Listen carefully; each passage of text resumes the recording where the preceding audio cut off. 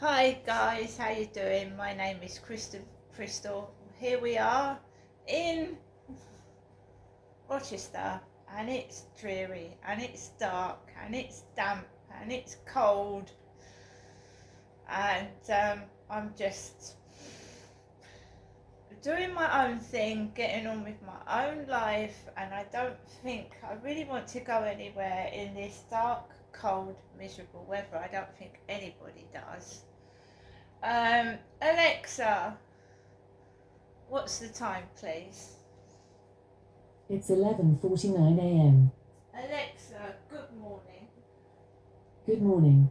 I've had a visit from the Marvel character Venom, and he's a bit fierce. If you want to talk to him, you can ask me. Who is Venom? No, I won't do that. So guys, it's a Saturday. It's wet and it's dreary, and we're going to go through my day so far. And considering what the weather is like and how I feel, I'm doing pretty good. So I got up this morning at 8 a.m. and I tried to motivate myself, whether it's telling yourself, get on with things, looking at yourself and saying, right, I'm getting up, I'm going out, whatever mood I feel in. So I motivate myself, I make myself go up, get up. There are times when I don't want to get up, I don't want to do anything, but I make myself. So I made myself a cup of tea, herbal tea, sat down, did my video. Of course, I'd fed my cat and dog first, and got dressed and everything else, which is hard. Some people are elderly, they find it hard to get up off the chair and to dress themselves. So, you can do exercises sat down, actually. So you can sit down on the sofa and do exercises, chair yoga, chair exercises, right? So a small thing is an accomplishment. So I take Max out for a walk. I know the weather's cold and I'm probably going to get pissed on with rain again, but I still go outside. I throw my rubbish out. I make myself walk my dog, half an hour walk on the field. And sometimes it feels like the whole world is against me because I suffer from not only anxiety and depression, I have a social phobia. I have a phobia of being in places full of people. So I can feel hot and sweaty, I can start shaking, I can feel like on edge, and sometimes I act not crazy, but I get like panicky, which is different from being angry and aggressive and dangerous. It's panicky, a bit shaky, a bit wary of my surroundings. I've had a social phobia since I was a child. I was kept indoors away from people by my father. I was hit and I suffered sexual abuse by the hands of my dad. I became scared of everything and everyone, and I've sort of overcome it. When I was a kid, I was terrified of absolutely everything. I'm getting over that on my own. Now I'm forcing myself to go into situations that I don't want to. Yesterday, simple thing, there was a guy at the communal door. Now normally I would go out the back, some tiny little small steps, walk through the door and past this man, because normally I would just avoid people, but I went right through. I thought if it is a piss take scenario, let him get on with it. And I threw rubbish out, and I went out last night, just around the block. So, social phobia for me is being afraid, getting panicky and afraid in social situations with more than one person. And that's going into a shop, going into a concert with crowds of people, and I have done it. I've stood in crowds of people, and I think I'm doing well.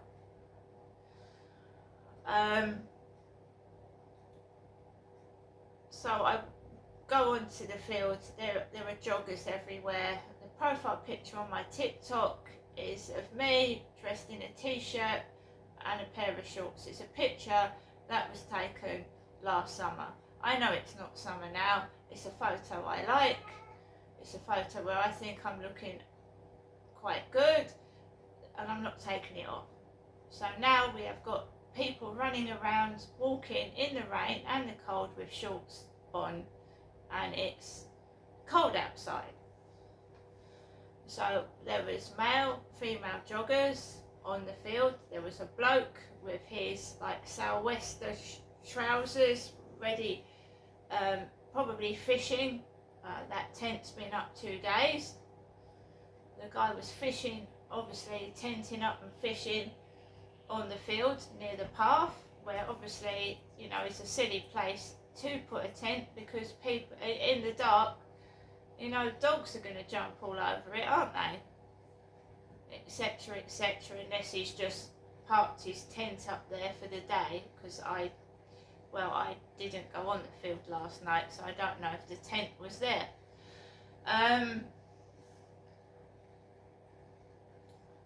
Well, not all the way round the field, just like circling it. So I'd seen the tent there the day before today. I'm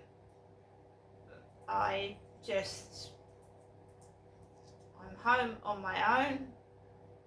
I'm not getting any bad vibes.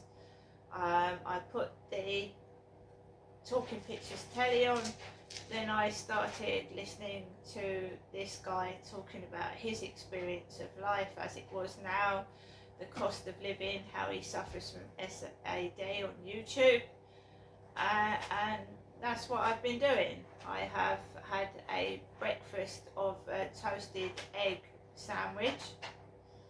I'm now going to probably cook a baked potato or something for lunch. I'm here in my flat by myself. I got back from the field and I gave my mother a call because I'm worried about my mum. My mum is nearly 78. She's living by herself, but she's got next door neighbours that help her. My mum has. So I rang up my mum this morning just to check in, and she said that she plugged the kettle in and it blew the circuits. So she's had another kettle and it's blown the circuits, and she rang her neighbour up, and the neighbour rang the well, I don't know, it must be emergency council number, and my mum said that the lady was talking over my mum. So the lady was speaking over my mum speaking. She was talking to my mum as if she was stupid. And my mum is 78. So the neighbours came into my mother's flat. I've not had anybody into my flat. My kettle is working. So the neighbours went into my mother's flat, and apparently the trip switch, you just needed to trip the switch, and apparently it's high above my mum's head. The trip switch is up way past my mum's head. She couldn't reach it. Nobody was going to come out to check my mother's electrics, so my mother got the neighbours. The female neighbour came in, and again too small, so the neighbour's partner came in and sorted the trip switch out for my mother. They are saying it's obviously the kettle. So 2 kettles have blown in a couple of months, and again it's the kettle. It's not their electrics, it's the kettle.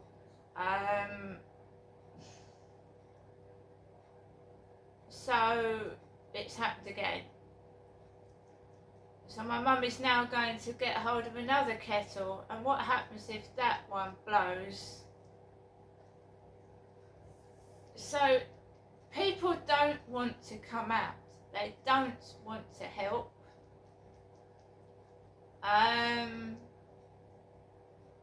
Fortunately for me, you know, I think the landlord's pretty good in the way of repairs. But I change my own light bulbs. I stand on a chair. I'm small as well. I stand on a chair to change my light bulbs.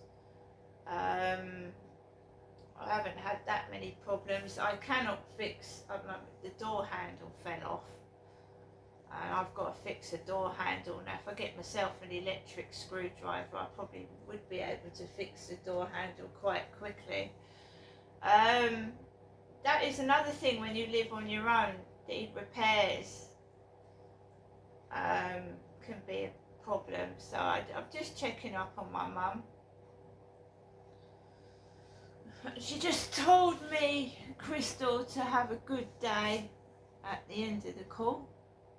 Have a good day. And I've been sat in my flat since I took my dog out for a walk. It's going to be a pretty quiet Saturday in the fact that I'm not going out anywhere, and I don't go up to strangers because you don't know who they are and what their background is. And so it'll just be a case of me staying indoors for most of the day after the experience I got last Friday. I haven't got the finances to go out. I haven't. Me personally, I haven't been on holiday for over 14 years now. I have not got a passport. I cannot go abroad. I could go for a mini break with Max to a caravan park, but the world as it is at the moment is a very dangerous place, and I don't want to go and come back and find something's happened to my flat or something. You know what I mean?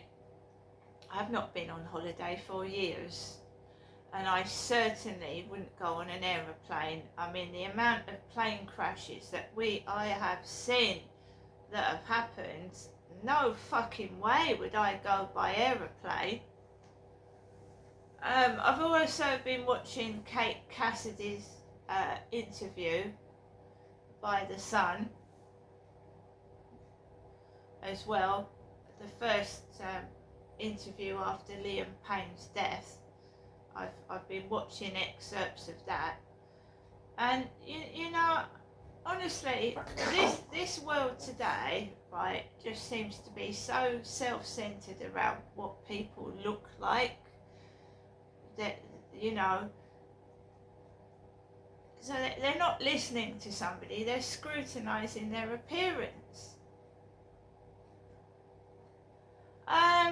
What I'm going to say is that Brian Harvey gave his opinion about the Kate Cassidy interview, and everybody's entitled to their opinion, right?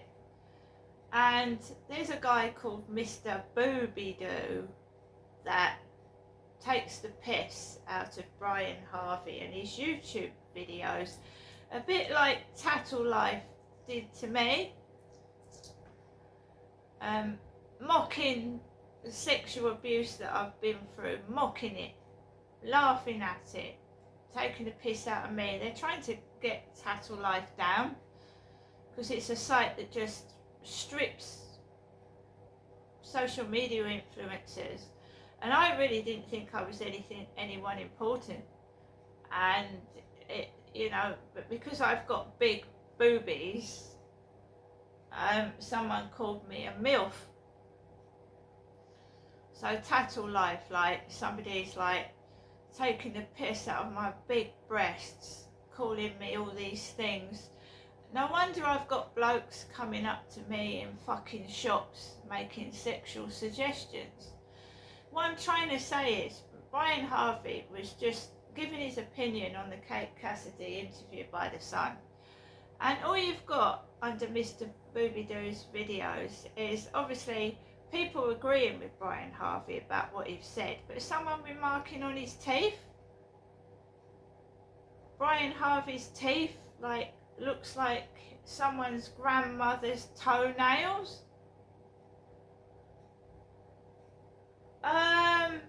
Which isn't nice. What is what someone looks like? Aren't you supposed to be listening to what they're saying? Teeth? Well, someone should sort out the NHS dental system for a start, because a lot of people in Great Britain can't even get an appointment to see a fucking dentist. So telling Brian Harvey to go over to Turkey to get his teeth done, and we all know that several women have gone over to places like Turkey, got bum lifts and passed away after them. When you get to 50, 60, 70, 80, whatever, you start to lose your teeth if you haven't lost them already anyway. So has this person that said Brian Harvey's teeth are like his grandmother's toenails, where is the guy's profile picture? Let's see your teeth. Let's have a look at your teeth if they're so special. I mean, people do these things. So you're spending the whole time looking at Brian Harvey's teeth. Do you not think if Brian Harvey had the money that he would have got his teeth done? Like Katie Price. And she's been bankrupt and still gone to countries and had her teeth done.